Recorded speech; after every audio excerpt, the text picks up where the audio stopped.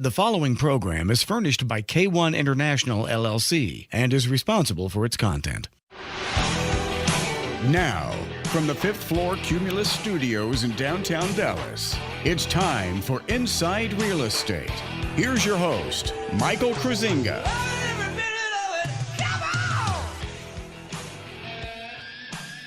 Good morning, Texas. How we doing out there, you fellow deplorables, you despicables out there?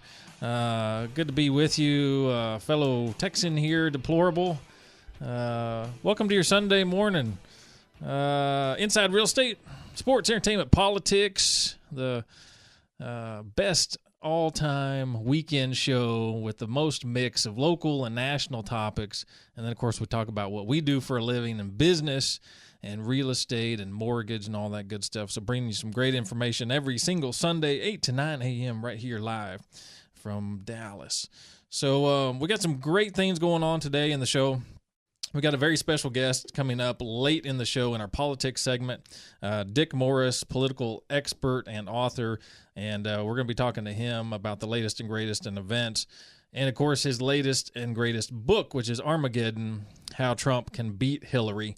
And so there's a lot of great information in this book, and we're going to cover all that with Dick Morris later in the show in our politics segment. So I want you to hang tight for that.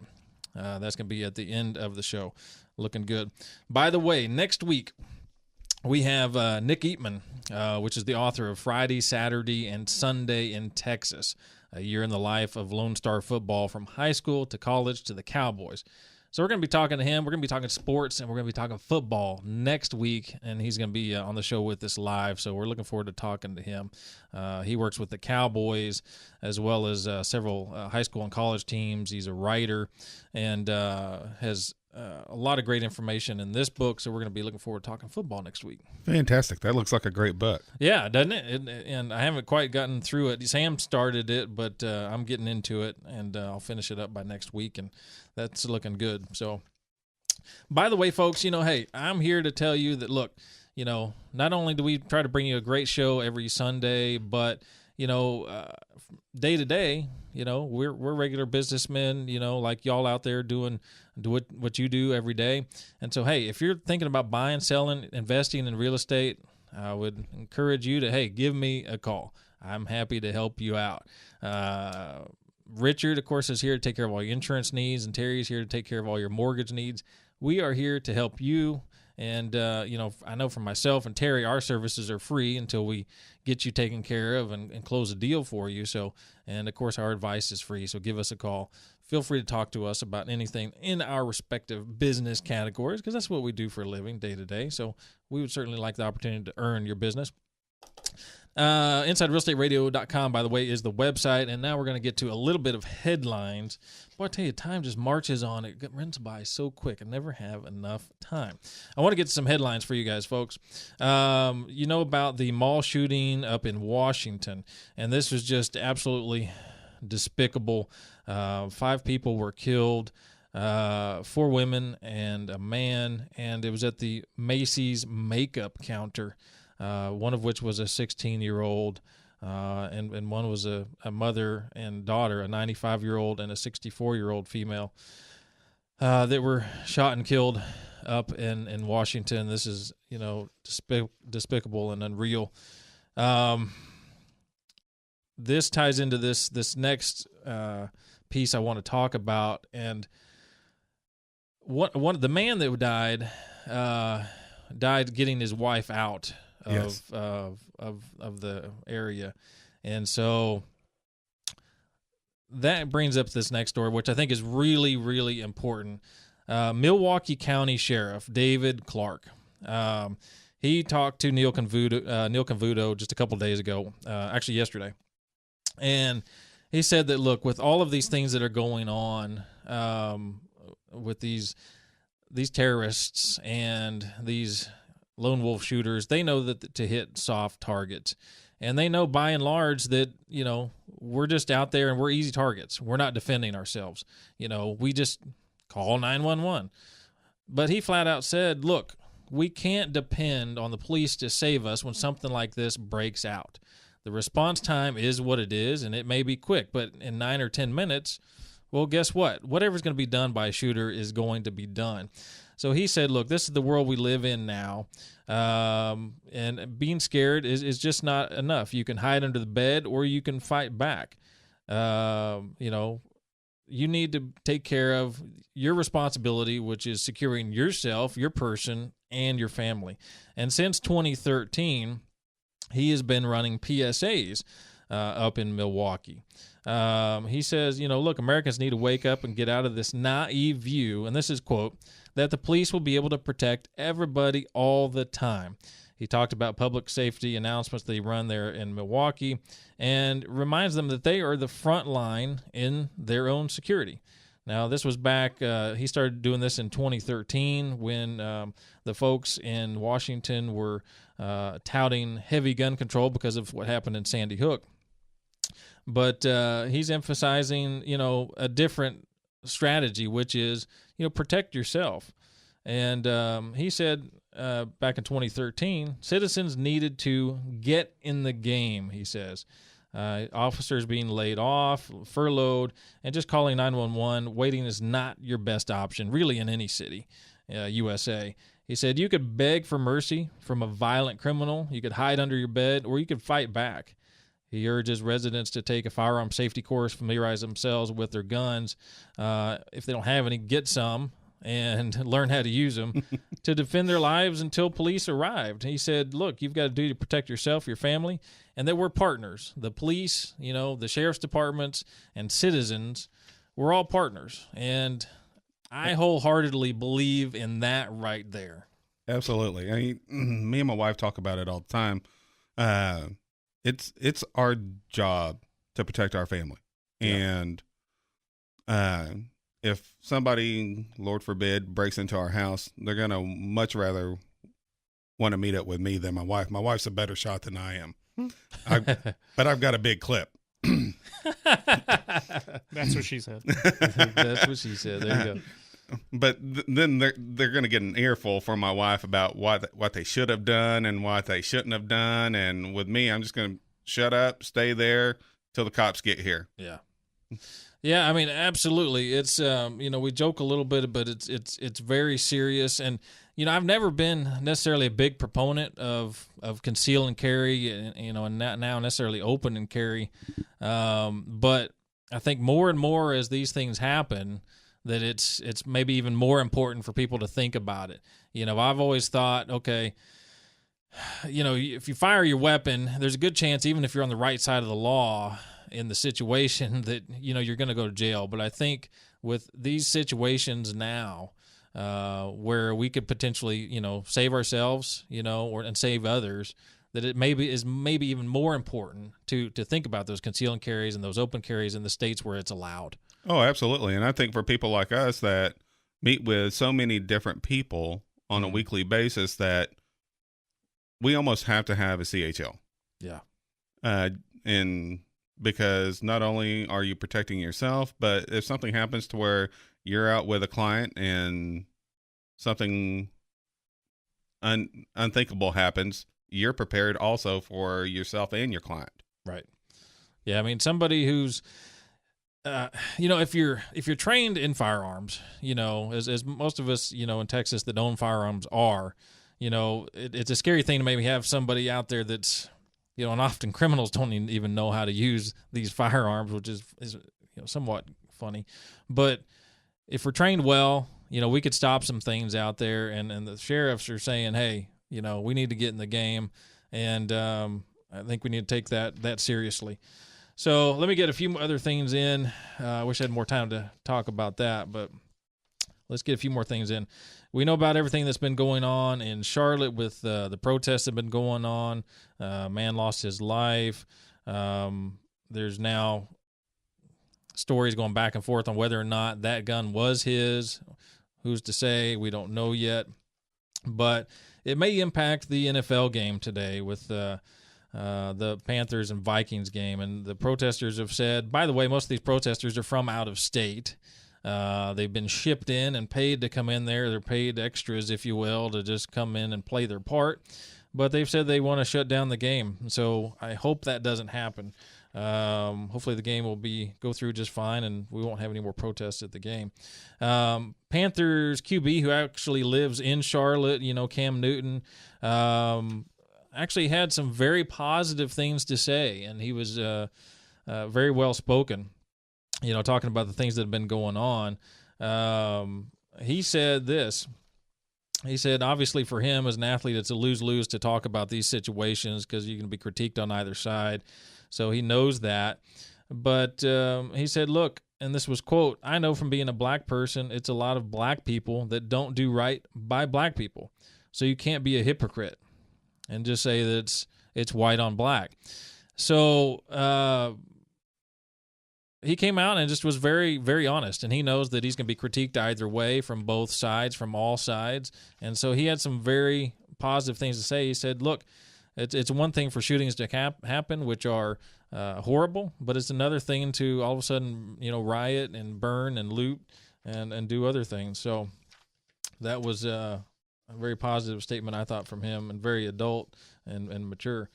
What else we got? We are running out of time. I got so many more headlines I wanted to get to, but we ain't got the time. Folks, we're going to take a short break. Come on back.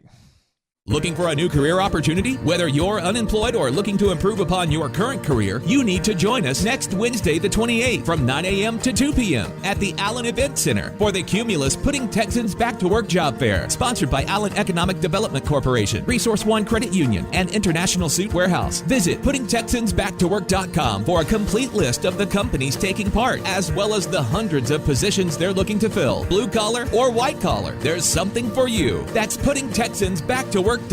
We'll see you Wednesday. America is taking the lead in energy, leading the world in oil and natural gas production. I vote to keep it going. With the right policies, we can produce, refine, and supply more oil and natural gas. And more abundant energy means more affordable energy for American families. A more secure America. Jobs, opportunity, and economic growth for our children and grandchildren. That's why this election, I'm voting for American energy. Learn more at voteforenergy.org. Join us and become an energy voter. Brought to you by American Petroleum Institute. Folks, it's Mike the Realtor here from Inside Real Estate, and if you're not listing your property with me, bottom line is you're leaving money on the table. There are over 15,000 agents here in the DFW area, most of whom are part-time and do a few deals a year. Do you want to trust them to sell your home? I think not. Call Mike the Realtor, the radio realty expert from Inside Real Estate on 570 AM KLIF. Promise you will get to me direct. Go to InsideRealEstateRadio.com. Don't sell your home with just anyone. Go to InsideRealEstateRadio.com and connect with Mike the Realtor.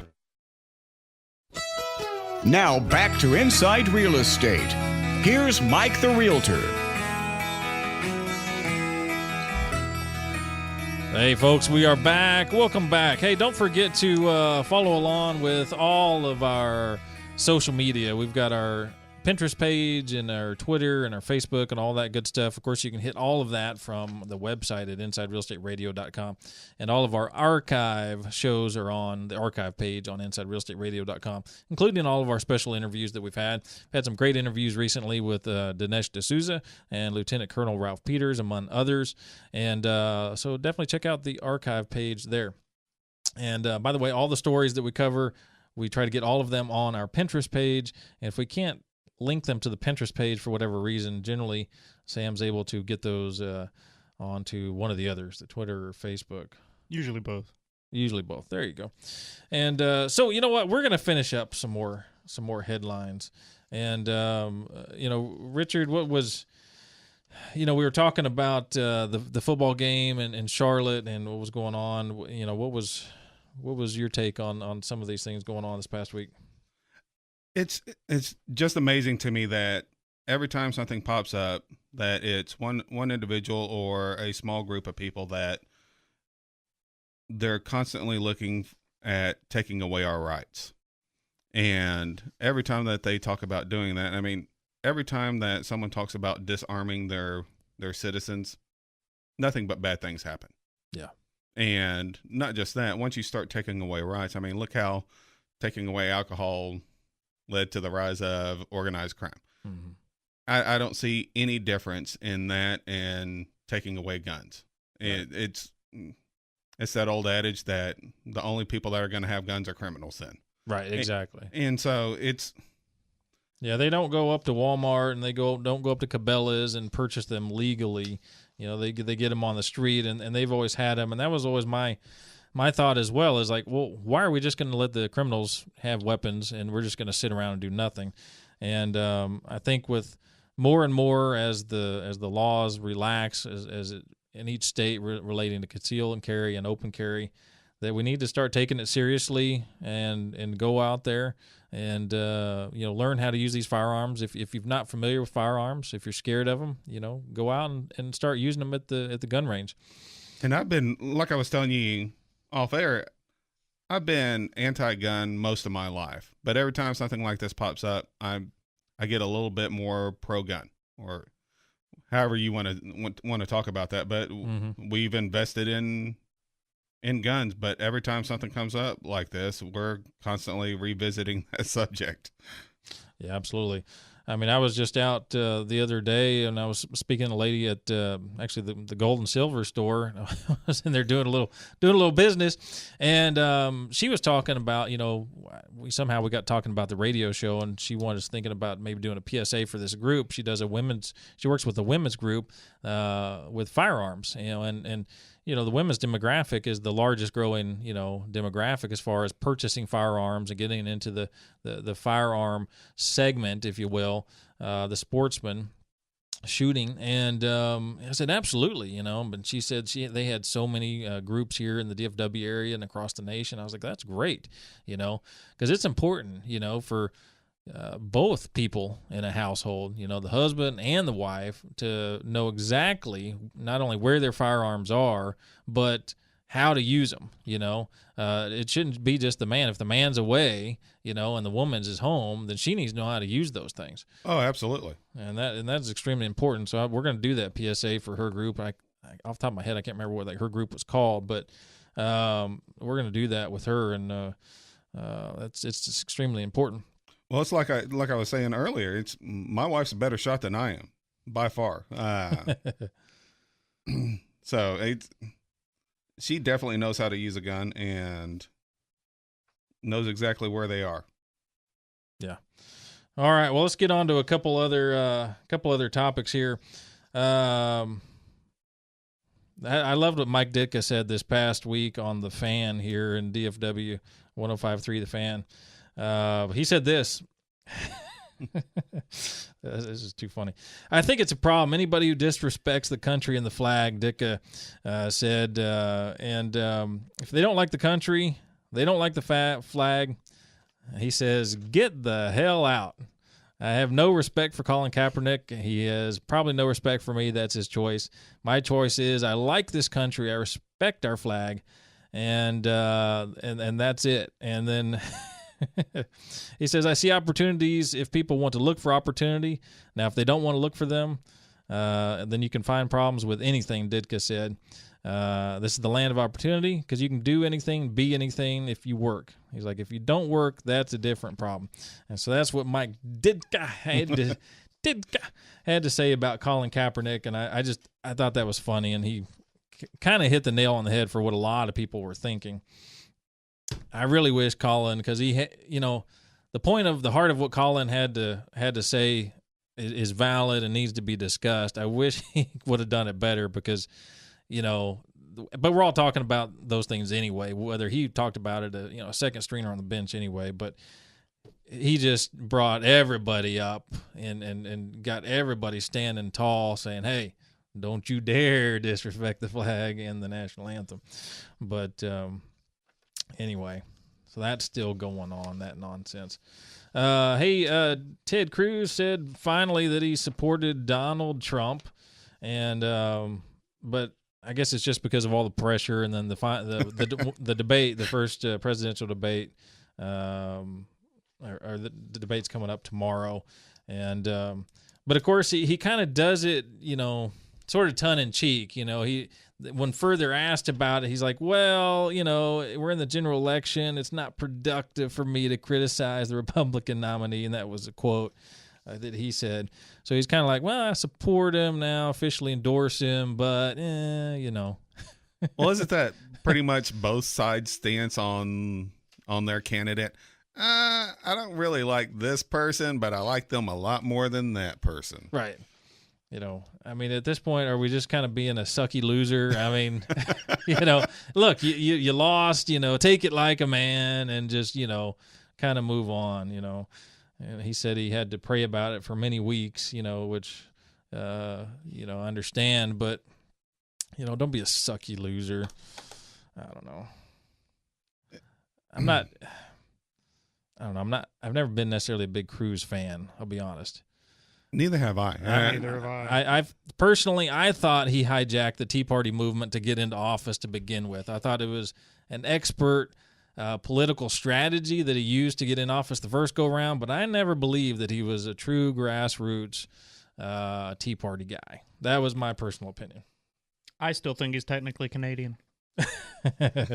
Right. This was interesting. Who would have thought that we would need Congress to vote to ban sending billions of dollars to Iran, but they decided they would. By a vote of 254 to 163, a bill to prohibit cash payments to Iran or ransom payments to Iran. Who were the 163 that voted for continuing to send cash to Iran? That's what I want to know. That's the big question. That's what I want to know. 254 to 163. So 163 of these yahoos in the House say, hey, it's okay to send cash to Iran. I could have swore it was, U.S. policy not to negotiate with terrorists. I didn't know we had to vote on that. Yeah, that's interesting. The Senate says they'll take up their own bill as well. But, of course, the Obama administration says they will veto that. Imagine that. But that's shocking. Isn't it not?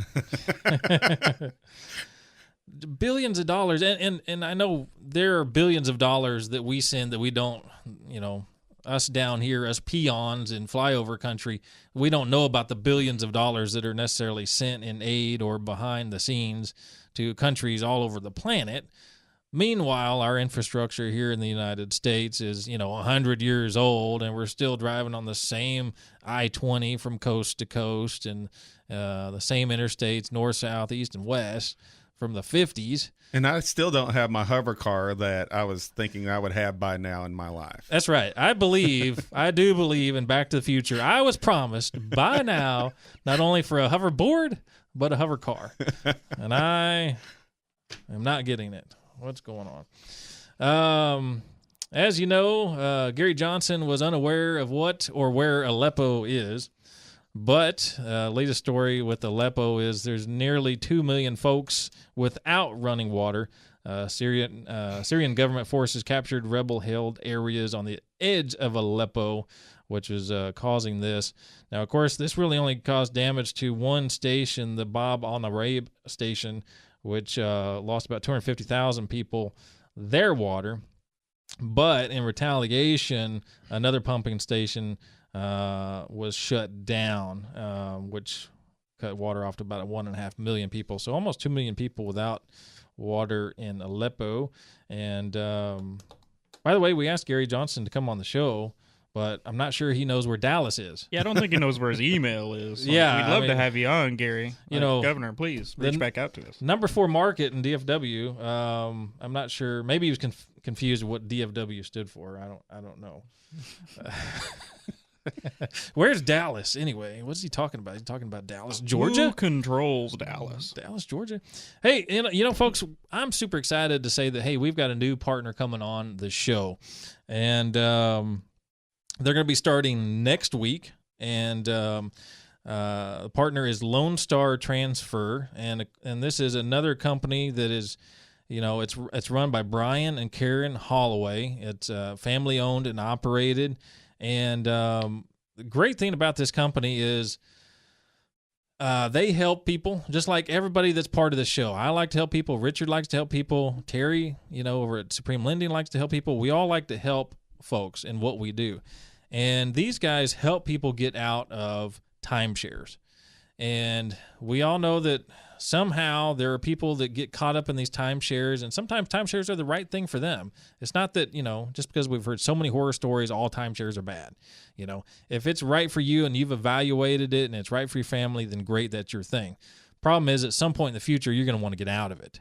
And the contracts are so ironclad and they are perpetual that you just can't get out of them. And you're probably not going to be aware of that until you're ready to get out, that there is actually no really escape from it. So this is a really needed service, and I'm excited for them to be on part of the show. They're going to be on next week. They're going to be on regularly and talk to us about how to help people get out of timeshares. And so I'm super excited about that. Their website, by the way, LoneStarTransfer.com. They're a 2015 Angie's List Superior Award winner. Super excited to talk to them on a regular basis. And so we're going to have some experts now part of the show that can help you folks out there.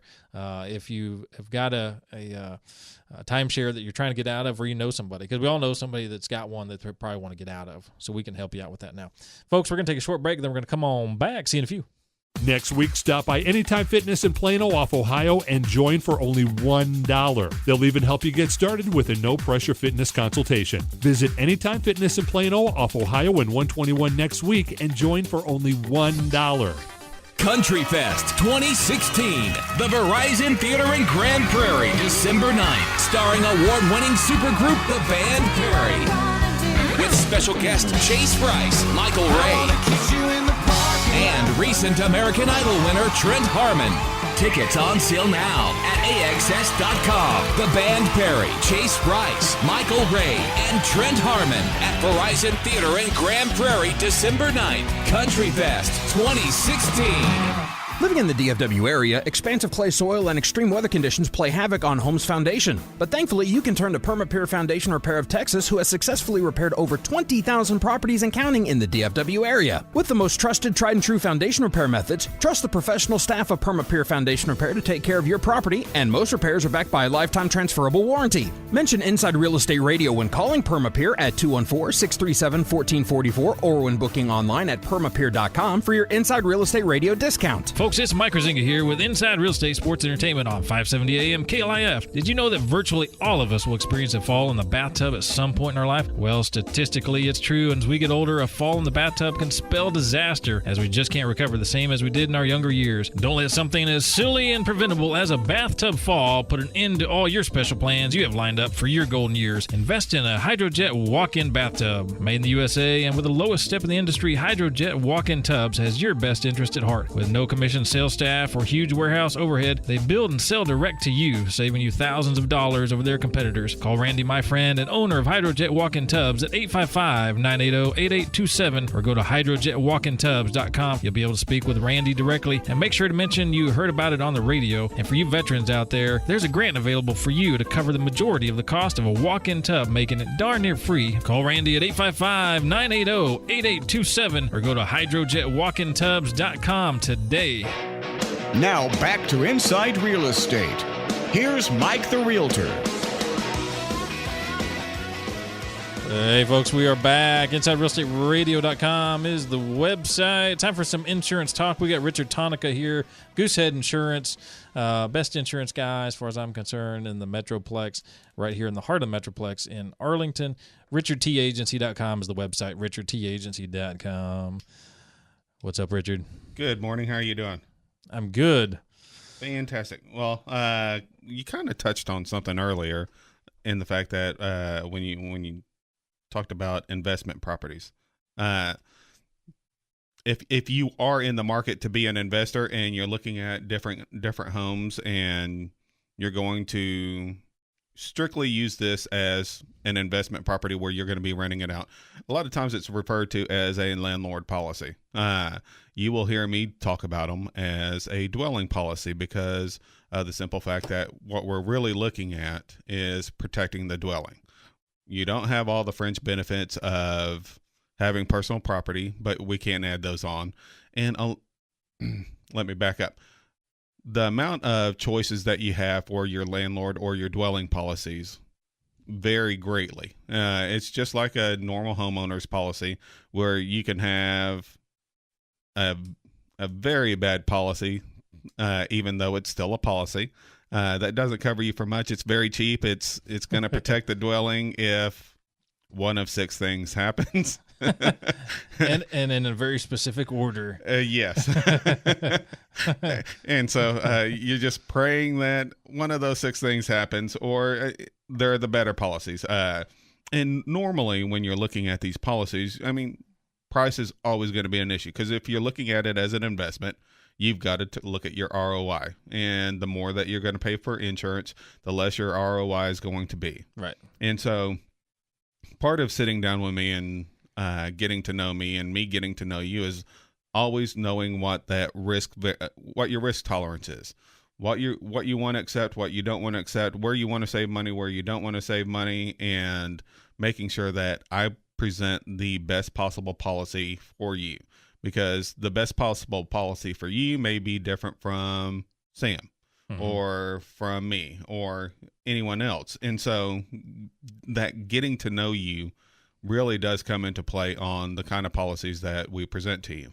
Yeah, and it is important to really review your investment properties, because, you know, if something happens and you're not protecting your eye, well, there's not going to be any ROI because the eye is gone. Exactly. And that's what I tell people is when you're looking at, I've had some people that will come up to me and say, I just want the absolute cheapest policy I can get. It's like, well, we can do that. And I don't really like doing it, but we can do it. A fire policy, it's absolutely dirt cheap, but like I said, it's not going to protect you for much. And when it does come into play, you're also looking at, doesn't have replacement costs, because I'm just going to touch on 3 different types of policies. There's a fire policy, a DP1 or dwelling policy, and in Texas it's known as a TDP1, and there's a dwelling policy 3. A fire policy covers you for exactly what it says: fire and lightning, and that's about it. It's not very inclusive, to say the least. It's not going to cover you for water damage. It's not going to cover you for just about every kind of major catastrophe other than fire and lightning. And so when you're looking at this policy, I mean, sure, the price might be great. And for some of my customers that pay very little for their investment properties, and all they want to have is insurance on the house to appease the mortgage until they pay off their mortgage, and then they'll go without insurance because it's a risk that they're willing to take. It wouldn't be a risk that I'm willing to take, but I don't know what their ROI is, and I don't know how much money that they have, and I know how much they spend on the individual homes just because I have to have the insurance that matches that level. But other than that, they're paying very little for the homes, and so it's not something that they couldn't cover within a month or 2 of having that loss. Quick example on a fire policy. You know, let's just say a worst case scenario. Say a fire happens on a property. The fire damage is going to be very specific as what's covered. So, for example, if the fire department had to be called out, water damage to the rest of the property, it's very specific that's not even covered. Correct? Yeah. So, obviously, if it's a significant fire, the fire department has to come out, put it out. You're going to be limited to what will be covered to what the fire touched and what the water damage was from the fire department. Exactly. So, who in the right mind would want to just take the fire policy? You know, because you're looking at a very limited amount of recovery dollars right there. And that's when you're looking at how much did I spend on the home? Because I have, well, let's just say hypothetically, I had a customer that spends $15,000, $20,000 on a home. They may spend $5,000, $10,000 fixing it up and then renting it out. So you're looking at $20,000, $30,000 in an investment. Within 2 or 3 years that they start getting that investment back, then they're not that concerned about having this fully insured. All they want to do is really just keep the bank off them by saying, yes, we have an insurance policy, and if something happens to where we have a total loss, we can sustain that. It's okay because we've got 15 other houses all about the same similar kind of amount that they paid, that they've had paid off, and so it's all just 100% profit now. But at the time they had to take out a mortgage for each individual house, but now they're at a place where a $20,000-$30,000 hit 1 month isn't going to make them go stand in a bread line or anything. Right. Then the next thing is a TDP1. Of course, that's going to cover you for just a little bit more than a fire policy. It's really not a good policy either. If you had to have it, fantastic, but at least add replacement cost. Okay. Because it like I said, it's not going to affect you. It's not going to really protect you much better than the fire policy. The one thing that I really promote to people, and this is going to be true across the board or anything else, is whenever you're looking at your policy, if you ever see actual cash value on a homeowner's policy, it's a bad thing.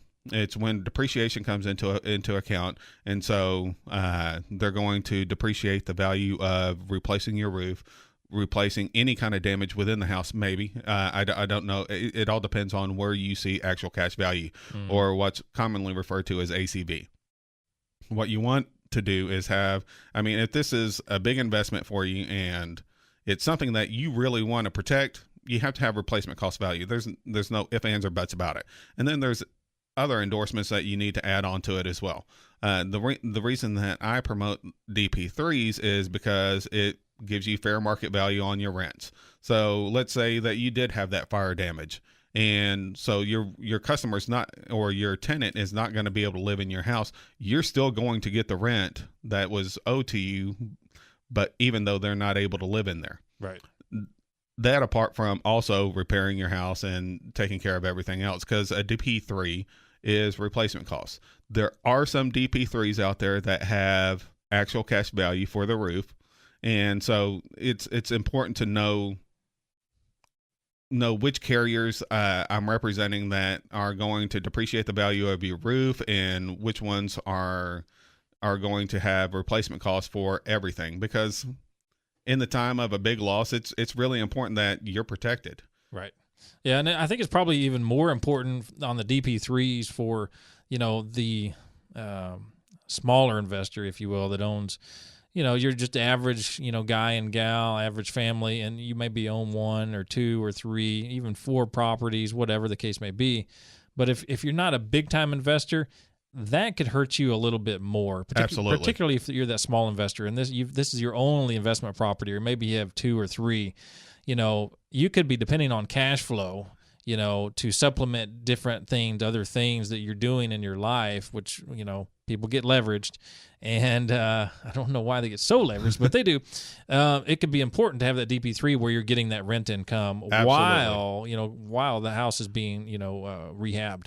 So. And I've had people that are looking at getting out of the investment markets and really investing more in real estate and having 1 or 2 investment homes. And if this is the case for you, you definitely need to call me, because it's making sure that your retirement is taken care of, and that if anything happens to your investment properties, that you're well taken care of, and that we're here for you to make sure that there's not going to be any hiccups, or the one thing I don't like are surprises, especially when it comes to a claim or anything else. So exactly.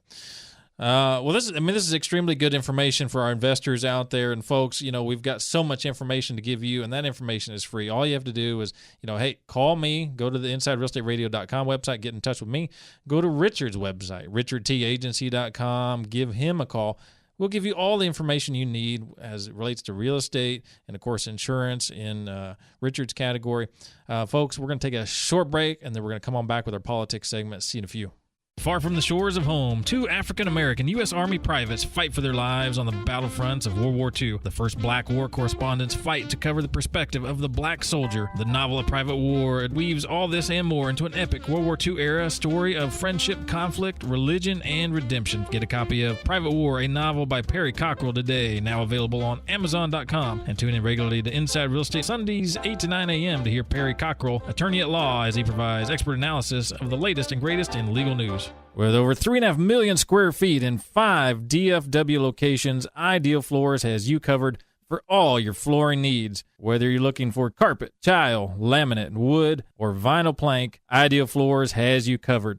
And with their price match guarantee and their 100% satisfaction guarantee, they are the absolute best in DFW for all your flooring needs. Call Kevin Hamus, the owner of Ideal Floors, at 214-789-0422 or go to idealfloors.com for all your flooring needs. When it comes to your mortgage and refinance needs, trust Terry Wagner, our resident mortgage expert on Inside Real Estate Radio. With a wide range of financing options and competitive interest rates, you can trust Terry for a fast and reliable loan process with superior service. Go to terrywagner.com or 469-644-4818 today. Supreme Lending is an equal housing lender. NMLS ID number 207-089, 6730 Horizon Road, Suite B, Heath, Texas, 75032. SML Mortgage Banker Registration, Residential Mortgage Loan Originator. For the best and most competitive interest rates and most financing options, including jumbos, down payment assist, refinance, and many, many more, trust Terry Wagner, the mortgage expert on Inside Real Estate Radio. Call the Terry Wagner Supreme Lending Team today at 469-644-4818 or go to terrywagner.com. Supreme Lending is an equal housing lender. NMLS ID number 207-089, 6730 Horizon Road, Suite B, Heath, Texas, 75032. SML Mortgage Banker Registration, Residential Mortgage Loan Originator. Now back to Inside Real Estate.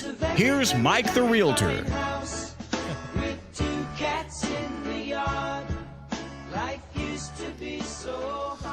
I picked the wrong There better not be two cats in my yard. Folks, welcome back. Inside Real Estate, sports, entertainment, politics. One of the funnest variety shows, weekend variety shows you're ever going to hear. And we're just average folks. We're average folks, and we love to help people in business, in our categories, real estate, mortgage, insurance. And then, of course, we have a great time on the weekend bringing you some great information. Not me. I'm above average. I'm trying to get rid of some of my average. I got to go work out a little bit. Hey, you know what? We should work out together. What member of the gym are you at? Are you at LA Fitness? Couch. Ouch. Hey, I work out at the LA Fitness over there on Little Road, so we need to hit it. That works for me. I used to love going there. There we go. Hey, folks, time for, we're not going to just talk about what gyms we work out the rest of the hour. Hey, it's time for our politics segment. Time to get serious now.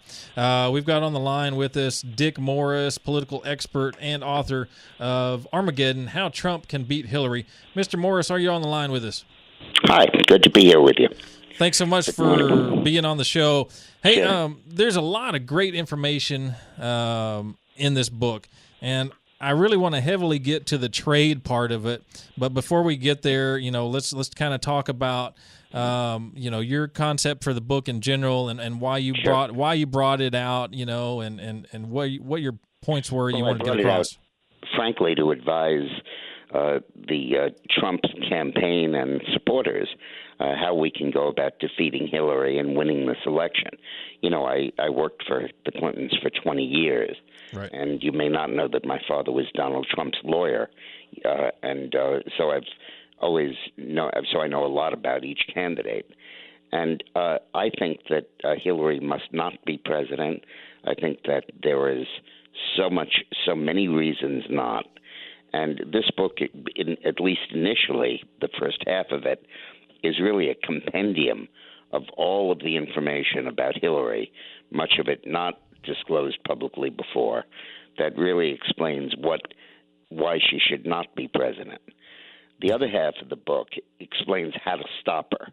And the key to that, in my judgment, is to not just use the conservative Republican issues we've been using unsuccessfully for the last two campaigns, but instead to throw what I call the left hook, go after Hillary, to go after the Sanders voters and speak about issues of bank regulation, how immigration and trade policy create income inequality, and really zero in on those voters and speak about school choice and how that deprives African American, failure to have school choice consigns African American children to be educated in the schools related to their zip code, and therefore the segregation in housing in effect causes school segregation and lack of quality education.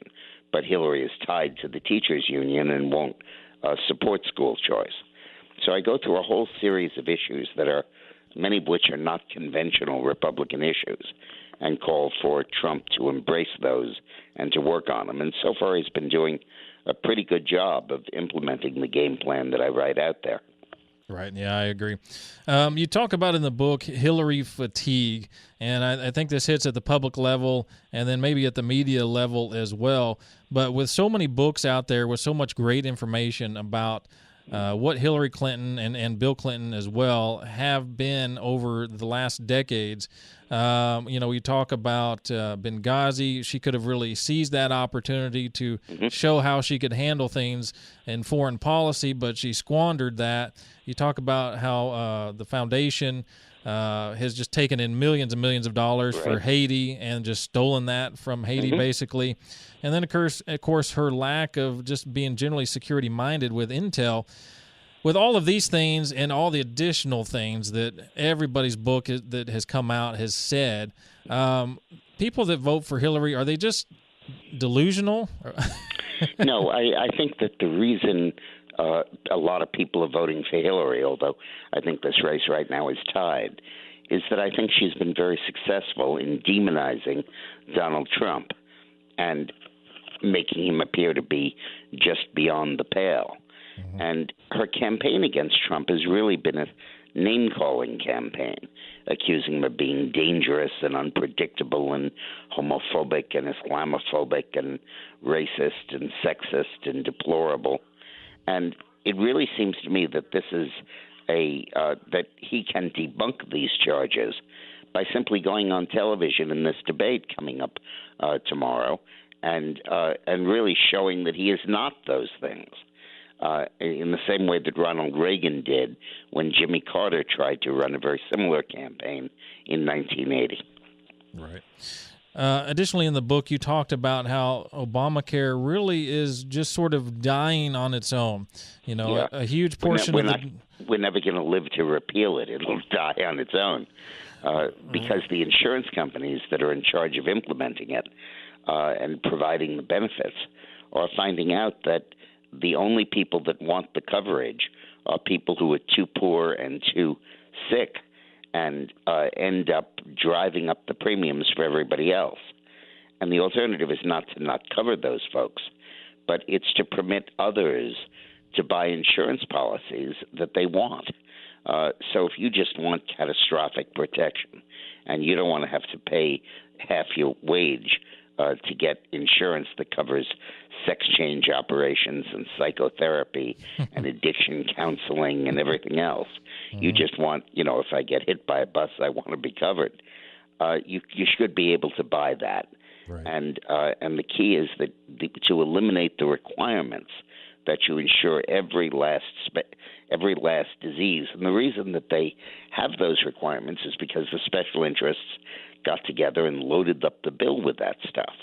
And the result is that insurance companies are finding that they cannot provide the coverage the law requires, except at exorbitant premiums or very high deductibles or large federal subsidies that fortunately now are no longer available to them. Right. And you talk about how a great many are just decide to stay uninsured. They're not going to go on the plan at all. You talk about all the doctors that are pulling out, particularly in California, of the plan. But you talk about, most importantly, that, guess what? Even though it's sort of dying to a degree on its own, should Hillary come into office, she's going to take this to the next level. And you have to see this as a halfway house, which is what it is. Between, on the one hand, a private system and on the other hand, a total government system. And as it dies, it's going to flip to the left or to the right. And if Trump is elected, he's going to restore a voluntary private system. If Hillary's elected, she's going to absolutely go to a total government system eventually, and it'll be government medicine like it is in Canada and Britain. And the reason that she'll do that is that she can legitimately say, we tried the alternative and it didn't work. And I believe that this is all predicate for a system of total socialized medicine. And I think that Obama and Hillary knew that this jerry-rigged contraption would not work. And the reason they passed it was to provide a halfway house to fully socialized medicine. Right. The necessary steps to get there down the line. Right. You mentioned trade. I'm interested in what you're thinking about that. Yeah, absolutely. I wanted to talk heavily about that because I think this is really Trump's strong suit. I think it's where he can shine and come out on top. Look, the manufacturing for our country has been the backbone of our country forever. But, it's what got us through World War II, putting together, ships for World War II, planes, etc. And then that's really what won the war. Of course, outside of Fat Man and Little Boy, we were on the ground and in the out on the ground and in the Pacific. That is what built America to make it the superpower that it is. But ever since then, we've been shipping our jobs overseas. And we've been signing trade deals that have been detrimental to us to continue to send those jobs overseas. And Trump comes out and flat out says, you know what, hey, these are bad deals. And also, guess what? China, you know what they're doing? They're devaluing their currency. They're manipulating. You talk a great deal about that in the book and expand on that. Yep. Well, the facts are clear. Before NAFTA was signed and ratified in the last year before it in 1993, the United States had a positive balance of trade with Mexico of $1.3 billion. Now we have a negative balance of trade with Mexico of $63 billion.